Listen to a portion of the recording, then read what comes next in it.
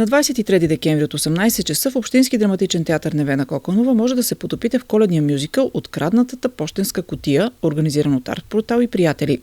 Спектакъл разказва коледна история, изпълнена с музика и танци. Режисьори на мюзикъла са Десислава Кузманова и Августина Георгиева от Арт Портал "Пространство за изкуство и култура". Откраднатата пощенска кутия, предполагам, че на дядо Коледа най-вероятно ще се появи другата седмица в Дупница. Малко повече да ни разкажете за спектакъла, който подготвяте, за цялостната подготовка и за идеята за заедно с децата, която ще реализирате. Да, точно така. Става въпрос за пощенската кутия на дядо Коледа, но нищо друго няма да разкажем, естествено, от сценария. Тя всъщност може да каже точно кой е създателя на сценария, понеже са дечица от нейния клуб. Децата се събраха и казаха, може ли да си направим мюзикъл, първо да кажа как се роди идеята.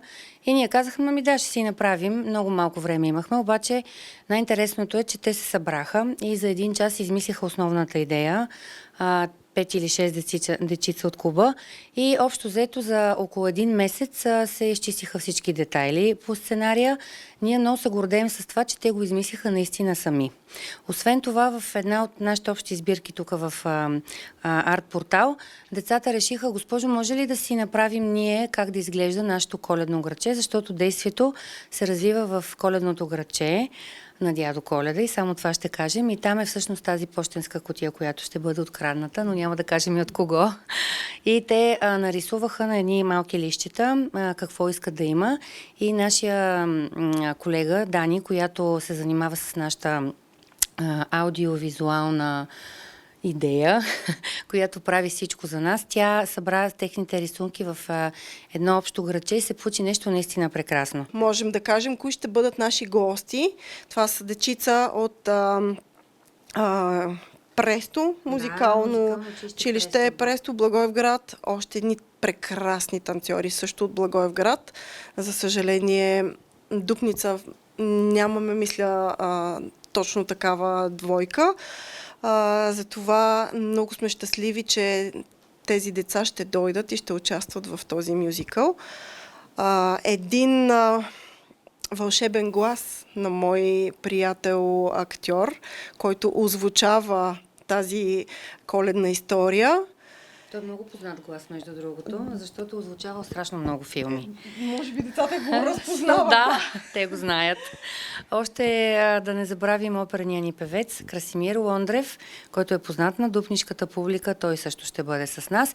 И имаме една епизодична роля за един тайнствен старец, който се появява в една горичка. И това ще бъде Иван Тодоров, актьора, който също дупничани познават. Коледна магия в навечерието на Коледа от едни прекрасни деца, които със сигурност вече изгарят от нетърпение да разкажат историята, написана от самите тях. Много са ентусиазирани децата, особено когато им казваме, че това си е техния мюзикъл. И те, между другото, имат право да правят промени, които ние одобряваме или не. Ние обикновено одобряваме, защото те са много адекватни, между другото. И нас това много ни радва, че децата знаят какво правят и знаят как да го преработят. Августина Георгиева и Десислава Кузманова благодариха на община Дупница и Общински драматичен театър Невена Коконова за предоставената възможност да провеждат репетициите в големи зали, тъй като участниците са много. Всички деца от Арт Портал ще се включат като изпълнители, музиканти или актьори. Всеки от посетителите на мюзикъл ще получи брошура с информация за най-добрите коледни песни. Откраднатата пощенска кутия, и тук всъщност е историята, оригиналната история на всички песни, които ние ще направим, с тигулки, с песен и с танца. Например, тук има Silent Night, има Rockin' Around the Christmas Tree, но има и някои, които не са толкова познати. Например, всъщност няма да ви разказвам, вие ще дойдете да видите, но да, има традиционни песнички, има и не толкова традиционни, които ги предложи, между другото, Августина, която е работила на север, близо до градчето на дядо Коледа, така че тя е наясно какво харесват всъщност европейците и в световен мащаб, по кои са наистина добрите коледни песни. Събитието е с благотворителна кауза и цели чрез изкуството да обедини хората в подкрепа на доброто. Организаторите отправят покана към всички жители и гости на града да станат част от това празнично преживяване. А каузата, зад която застават, е Заедно за Евгений, един баща, който има нужда от средства, за да пребори коварна болест. Коледна атмосфера, музика и съпричастност. Откраднатата пощенска кутия е спектакъл, който обещава емоция и смисъл в навечерието на светлите празници.